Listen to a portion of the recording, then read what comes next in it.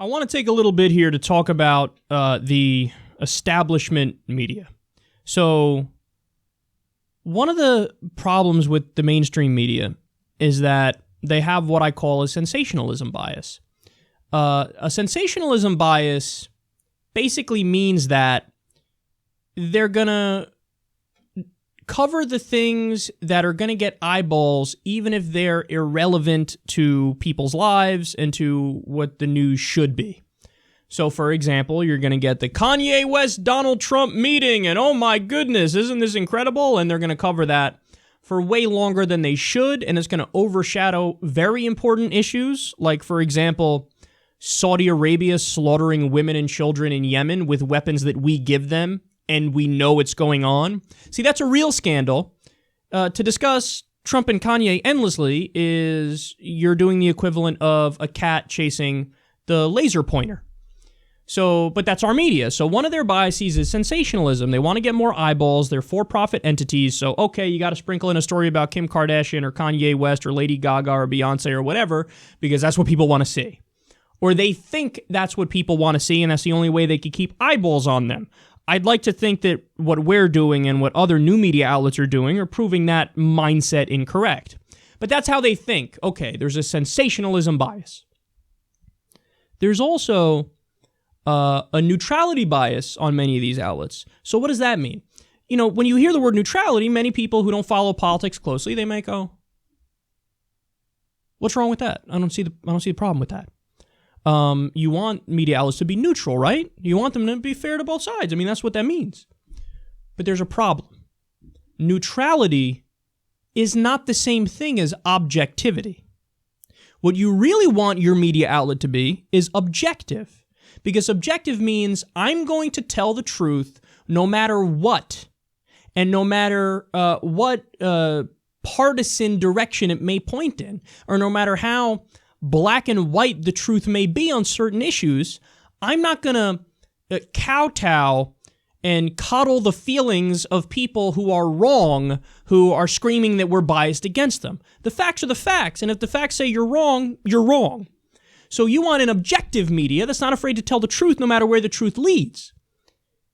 What you do not want is a neutral media, because neutrality means I'm going to call it 50-50 no matter what. So, okay, tell me anything. Evolution versus intelligent design? Okay, it's 50-50. Let's hear out the intelligent design people. Let's hear out the evolution people.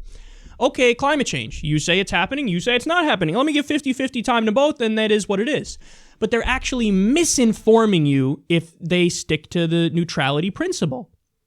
And they're actually, if you really think about it, on many issues, it's a conservative bias when they have a neutrality bias. Because if you're giving undue credit to the climate change as fake people, well, then you're biasing the debate in their direction because they are wrong and you're still giving them credit. So remember that. That's really important. But the most important bias that the mainstream media has, and when I say mainstream media, I'm talking CNN, MSNBC, Fox News, CBS, NBC, ABC, the nightly news, they have an establishment bias. Now, what that means is they don't rock the boat because they are the boat. You have the same people who control these big corporations, corporate media. The same people that do that go to the same parties with the Democratic and Republican senators and Congress people. They are the elite. They run these multi-billion-dollar entities. They have a stranglehold on the market. So they don't want anybody messing that up. So what does that mean? It means that when you hire people who you think are not too radical. They're within the spectrum of debate that we allow. They're within the Overton window that we've set up. So that's why, for example, on CNN, you have a milquetoast clown like Don Lemon, who's never said anything interesting in his life. You have Wolf Blitzer, who might literally be a robot. And you have people, even your hard-hitting journalists like Anderson Cooper. Is he really all that hard-hitting? I've seen him let politicians get away with the most egregious lies. So, and he loves to play that neutrality bias. In fact, he said on Howard Stern, I think it was, he said, "Oh, I don't vote." Howard was like, "What the fuck? What are you talking about? Why?" He's like, "Well, I think that would pollute my job as being a journalist. I'm supposed to be neutral." So he's taken his role to mean I can't have an opinion about anything, and I can't even have an opinion based on the facts. I'm so neutral that I don't even vote. I don't even care about it. I don't even think a journalist should vote. That is the craziest fucking thing I've ever heard. You should care about the news. You should care about the real world. You should care about the facts. You should care about, saying Bernie Sanders is a better person and his policies would affect people in a more positive way than Ted Cruz is just a fact. Nope, I can't say that. I'm Anderson Cooper. So these are the kinds of people that they hire. They hire people who don't rock the boat. Look, don't get crazy here. The spectrum of debate that's allowed is establishment Republicans and establishment Democrats, and that's it. Nothing outside of that. So, and this is why they're failing, and this is why their numbers are abysmal. Now, I tell you all that to tell you this. Justice Democrats launched a little over 2 weeks ago. So far, we have over 115,000 supporters. There are over 115,000 Justice Democrats in just a little over 2 weeks. I'm not sure you could find another movement that exploded that quickly. Furthermore, we're almost at $500,000 raised. Remember, we are taking zero money from corporations and big money donors. Zero money. So this is all nurses and cashiers and construction workers and accountants and teachers and regular people, security guards, you name it, regular people. So we raised almost $500,000. By the way, totally nonprofit venture. I get $0.00 for this. I wouldn't have it any other way. Cenk Uygur, $0.00 for this. Everybody's working for the actual cause of trying to get real progressives and liberals who are not corrupt into our government. And we now have nearly 3,000 people, guys, 3,000 who've said, I want to run, because that's what this is all about. We're building a movement to primary the shit out of the corporate Democrats because we think they've destroyed the party and they're corrupt. So we want people who are not corrupt to bring the party back to what it's supposed to be all along, a representative of the people, a representative of workers, a representative of the policies that the American people want according to the polls. We have almost 3,000 people who said, I want to run, I want to be a Justice Democrat, I want to primary this corporate Democrat in my district, I'm ready to go, man, let's do it. So they're vetting the candidates, they're training the candidates. Remember, Shoykat Chakrabarti and Zach Exley, these are people who were top Bernie Sanders campaign officials. They're the ones who are doing all the hard infrastructure work and dotting the I's and crossing the T's and dealing with that aspect of it. So one would think, that is quite an interesting story. You have what is effectively a left Tea Party. Now, by the way, don't do a false equivalency here. They're the same as them because the Tea Party was pretty much wrong on their policy solutions. We are representing what the American people want according to the polling data. So, but in our strategy and our technique, it's a hostile takeover of the Democratic Party. So we have what is effectively a left Tea Party roaring up from out of nowhere. Over 100,000 people in a little over 2 weeks. Where's the mainstream media? I don't hear them. What's going on? There were a few instances. I spoke the other day about how Tom Perez, the establishment pick for DNC head, this guy's pro-TPP. He was in Obama's administration. He heard about us. He's like, oh, shit, this is wild. Howard Dean mentioned, oh, yeah, people are organizing. He was referring to Justice Democrats. He didn't say us by name. By the way, we don't support him because he's a corporate sellout. He just knows of our existence and briefly brought us up on MSNBC. Outside of that, and some print outlets and some new media outlets that did some good coverage of Justice Democrats, we ain't on CNN. They haven't called us by name on MSNBC. Fox News has dick to say. ABC, CBS, NBC, the nightly news. I don't hear anything. Let me explain something to you guys. I know this business. That's a slap in the fucking face. They don't take you seriously. They are on another level of condescension that I don't think I've ever seen before. You want to know why? Because you're progressive. Look at how they treated Bernie Sanders during the primary campaign. Please. They would show Donald Trump's empty podium while Bernie Sanders was giving a rousing speech to tens of thousands of people. There were nights where Bernie Sanders won a bunch of primaries. They didn't show him. They didn't show him. They gave him little to no coverage. You want to know why? Because you're progressive. They go, oh, look at these naive kids. You know how the millennial scorn is a big thing? Where, oh, millennials are lazy bitches or addicted to technology. Blah, blah, blah. This is what the older generations say. And meanwhile, they don't get that they crashed the fucking economy and allowed money in politics, and we have a broken system, and that's their fucking fault. But they look down at you. It's condescension. Oh, they'll get over it. These young kids who think they have all the answers. Guess what, bitch? We actually do our research. We actually have the internet, and we have the world available at our fingertips. And it turns out millennials know what the fuck is going on more than you ever did. And they look down on you. Isn't that amazing? You happen to know that the United States of America is one of just 2 other nations that doesn't have paid maternity leave by law, the others being Oman and Papua New Guinea. You happen to know that the United States is the only modern nation that doesn't have paid vacation by law. You happen to know that we're the only modern nation that doesn't have universal health care.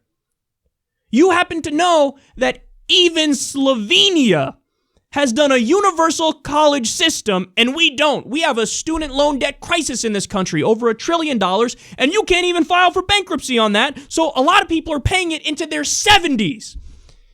You happen to know that a minimum wage is not a living wage. Meanwhile, in Australia, the minimum wage is over $15 an hour.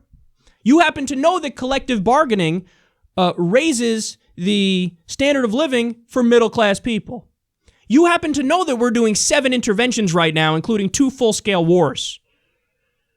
You happen to know that over 50% of the discretionary budget goes towards the military. The war in Iraq will cost $7 trillion when all is said and done. That the bailout of Wall Street was over $16 trillion. You know how broken and corrupt and backwards this system is. So you're angry. And you rise up, and you say no more of this. Step aside, bitch. We're taking over. And they don't even cover you. Over 100,000 people in just 2 weeks. The Tea Party didn't have numbers like that. The Tea Party, there were 17 dudes in somebody's front lawn named Cletus at the beginning. Oh, the Tea Party rally, Tea Party. Glenn Beck, look, Glenn Beck, you're so wise, and let's cover you for fucking 17 hours straight and talk about how genuine populist uprising, and man, these people know what they're talking about, even though they're holding up signs that says, take your government hands off my Medicare. Oh, cover Tea Party, oh my God, this is such an organic movement, and it's natural, and it's rising up, and it's grassroots. But when we launch a movement, when progressives and liberals launch a movement that is fundamentally anti-corruption and anti-establishment and represents what the people want to see implemented, they don't even have anything to say to you. They got nothing to say. I'll pass on that story, please.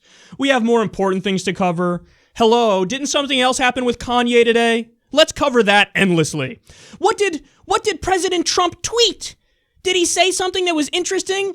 Quick, let's put up the breaking news banner on that. Oh, over 100,000 progressives in just over 2 weeks have gotten together, and almost 3,000 of them have promised to run, and they've raised almost $500,000 in that short time span. Not even interesting enough for a brief fucking mention. I tell you all that to remind you, this is an uphill battle, and we're fighting to win here. So they don't want to cover us? Even though we're the most newsworthy story that there's ever been in human history? Fine, fuck them. We don't need them. We don't need them. We just need each other. We got new media. We have each other. There's a real grassroots uprising happening right now where the Bernie wing is taking over the Democratic Party because our philosophy is what the Democrats were supposed to believe and represent all along. They don't need to validate our story. We're going to fucking validate it ourselves.